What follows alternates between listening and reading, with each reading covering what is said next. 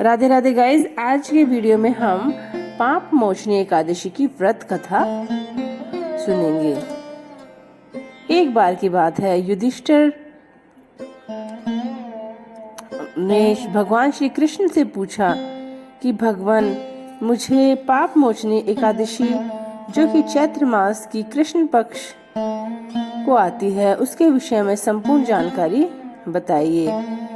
तब भगवान श्री कृष्ण ने महाराज युधिष्ठिर को पाप मोचनी एकादशी के विषय में बताया। उन्होंने बताया कि एक बार की बात है, जो देवता कुबेर थे उनके पास एक उपवन था। वहां एक ऋषि तपस्या कर रहे थे जो कि भगवान भोलेनाथ के परम भक्त थे। वे तपस्या में इतने लीन थे, इतनी श्रद्धा से तपस्या कर रहे थे कि उन पर किसी चीज का कोई असर नहीं पड़ रहा था। जो स्वर्ग की विभिन्न अप्सराएं थीं, उन्होंने उनकी तपस्या को हर तरह से भंग करने की कोशिश की, परंतु ऋषि महाराज तपस्या में इतने लीन थे कि उन पर किसी का कोई प्रभाव नहीं पड़ा। तब स्वर्ग की एक अप्सरा ने दृढ़ निश्चय कर लिया कि वे ऋषि की तपस्या को भंग कर देंगी। तब उन अप्सरा ने उपवन में जो एक वृक्ष था उसके नीचे बैठकर मधुर सुरों में वीणा वादन प्रारंभ कर दिया और वे वीणा बजाने लगी। उनकी वीणा की धुन इतनी मधुर थी कि ऋषि महाराज की तपस्या भंग हो गई और वे मोह के वशीभूत हो गए और वे उस अप्सरा के साथ घूमने लगे, विचरण करने लगे और भोलेनाथ की भक्ति को भूल गए। ऐसे करते करते समय बीतता गया और ब्राह्मण को अपनी भक्ति का कोई ज्ञान ही नहीं रहा। वे अप्सरा के मोह में बढ़ गए।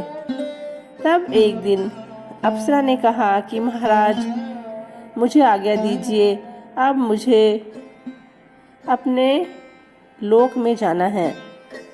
तब ब्राह्मण को समझ में आया और ब्राह्मण ने सोचा कि इस अप्सरा ने मेरी तपस्या को भंग कर दिया और ब्राह्मण को ज्ञात हुआ कि मुझे 57 वर्ष हो गए इस अप्सरा के साथ घूमते घूमते, और वह बहुत ही क्रोधित हो गए और क्रोध स्वरूप उन्होंने अप्सरा को श्राप दे दिया कि तुम राक्षस योनि में चली जाओ।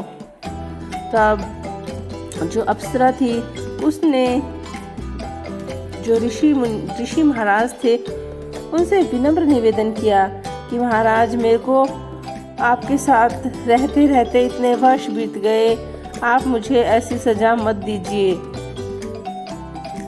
तब अप्सरा के विनम्र निवेदन करने पर जो ऋषि थे उन्होंने कहा कि अब मैं तुम्हें अपने श्राप से तो मुक्त नहीं कर सकता, तुम राक्षस योनि में तो जाओगी ही, परंतु चैत्र मास में पाप मोचनी एकादशी आती है, वह समस्त पापों का नाश करने वाली होती है। तुम उस पाप मोचनी एकादशी का विधि विधान से व्रत करना, पारण करना, तब तुम्हारे समस्त पाप नष्ट हो जाएंगे।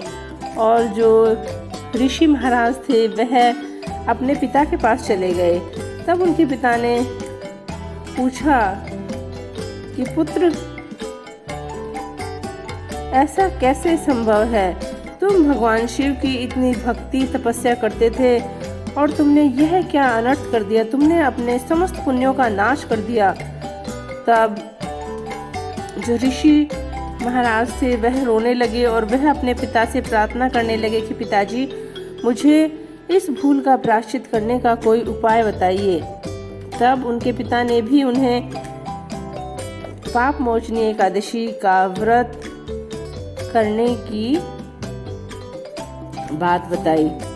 तब जैसे ही चैत्र मास की पाप मोचनी एकादशी आई, ऋषि महाराज ने अनुष्ठान किया और विधि विधान से पाप मोचनी एकादशी का व्रत किया, पारण किया और वे पुनः भगवान भोलेनाथ की भक्ति में लीन हो गए और अप्सरा ने भी पाप मोचनी एकादशी का व्रत पारण किया और वह भी राक्षस योनि से मुक्त होकर स्वर्ग लोक को चली गई।